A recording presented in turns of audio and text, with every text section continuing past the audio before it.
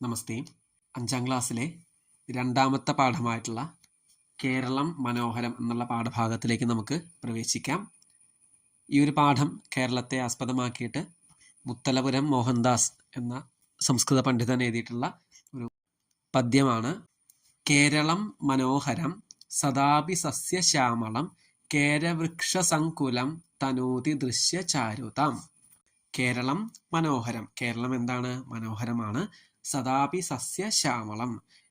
സദാപി എപ്പോഴും, സസ്യശ്യാമളം സസ്യങ്ങളാൽ സമ്പുഷ്ടമായിട്ടുള്ള പച്ചപ്പ് നിറഞ്ഞ ഒരു പ്രദേശമാണ് കേരളം. ആ കേരളം അതിമനോഹരമാണ്. കേരളം മനോഹരം സദാപി സസ്യശ്യാമളം കേരവൃക്ഷ സങ്കുലം തനോതി ദൃശ്യചാരുതാം.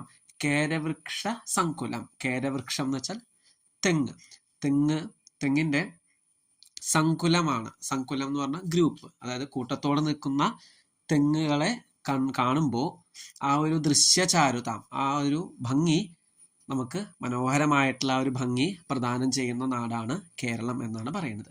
കേരളം മനോഹരം സദാപി സസ്യശ്യാമളം കേരവൃക്ഷ സങ്കുലം തനൂതി ദൃശ്യചാരുതാം. രണ്ടാമത്തത് ശോഭനേർ വിഭിന്ന പുഷ്പ ശലഭ ഖേചരൈരപി സുരഭിലം സുഖാവഹം സദാപി പ്രകൃതി കോമളം. ശോഭനൈഹി വിഭിന്ന പുഷ്പ ശലഭ ഖേചരൈഹി. ശോഭനം എന്ന് പറഞ്ഞാൽ ഭംഗിയുള്ളതാണ്. വിഭിന്ന പുഷ്പങ്ങളാൽ ഭംഗി ഉള്ള നാടാണ് കേരളം. പലതരത്തിലുള്ള പൂക്കളുണ്ട്, ശലഭങ്ങളുണ്ട്. ഖേചരം എന്ന് പറഞ്ഞു കഴിഞ്ഞാല് പക്ഷികളാണ്. ഖേചരൈഹി അപി, അതായത് പലതരത്തിലുള്ള ജീവജാലങ്ങളാൽ സമ്പുഷ്ടമായിട്ടുള്ള ഒരു നാടാണ് കേരളം. സുരഭിലം സുഖാവഹം. സുരഭിലം, കേരളം കാണാനും മനോഹരമാണ്. അതേപോലെ കേരളത്തിന്റെ ആ ഒരു സുരഭി എന്ന് പറഞ്ഞു കഴിഞ്ഞാൽ ആ ഒരു സുഗന്ധം, നല്ല ഒരു സ്മെല്ല്, അത് സുഖാവഹം, സുഖം നൽകുന്നതാണ്. സദാപി പ്രകൃതി കോമളം, എപ്പോഴും, ഒരിക്കൽ മാത്രമല്ല എപ്പോഴും. സദാപി എന്ന് വെച്ചാൽ എല്ലായ്പ്പോഴും. പ്രകൃതി കോമളം, മനോഹരമായിട്ടുള്ള പ്രകൃതിയാൽ സമ്പന്നമാണ് കേരളം. അടുത്ത ഇതിലേക്ക് പോവാം നമുക്ക്. സഹ്യശൈല നിർഗത ചന്ദനാനില സദാ. സഹ്യപർവ്വതങ്ങളാണ് ഒരു ഭാഗത്ത് കേരളത്തിന്റെ ഉള്ളത്. ആ സഹ്യപർവ്വതത്തിൽ നിന്ന് നിർഗതം എന്ന് വെച്ചാൽ വരുന്ന ചന്ദനാനിലസദ. അനിലഹ എന്ന് വെച്ചാൽ കാറ്റ്. ഈ ചന്ദനങ്ങളാൽ സമ്പുഷ്ടമായുള്ള, ചന്ദനങ്ങൾ നിറഞ്ഞു നിൽക്കുന്ന ഒരു പർവ്വതമാണ് ഈ സഹ്യപർവ്വതം എന്ന് പറയുന്നത്. അവിടുന്ന് വരുന്ന, എപ്പോഴും വരുന്ന ഒരു കാറ്റ്. ആ കാറ്റിന് ചന്ദനത്തിന്റെ മണമുണ്ടായിരുന്നു. മന്ദമേത്യ വീചതി സുഗന്ധപൂരിതം നഭഃ. മന്ദമേത്യ, മന്ദം എന്ന് പറഞ്ഞാൽ പതുക്കെ പതുക്കെ വരുന്നു. എന്ത് വരുന്നു?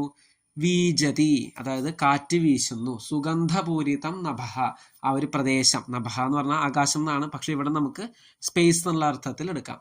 ആ ഒരു സ്പേസ്, അതായത് കാലിയുള്ള സ്ഥലം, ആ ഒരു പ്രദേശം, ചുറ്റുപാട്ടില് മൊത്തം സുഗന്ധം നിറയ്ക്കുന്നു. ഈ സഹ്യപർവ്വതത്തിൽ നിന്ന് വരുന്ന സുഗന്ധപൂർണമായിട്ടുള്ള കാറ്റ് കേരളത്തെ മൊത്തം ഫുള്ളായിട്ട് നിറയ്ക്കുന്നു എന്നാണ് അർത്ഥം. കവിവരൈ അനന്യദൃഷ്ടമിതി ഗദിതം കേരളം.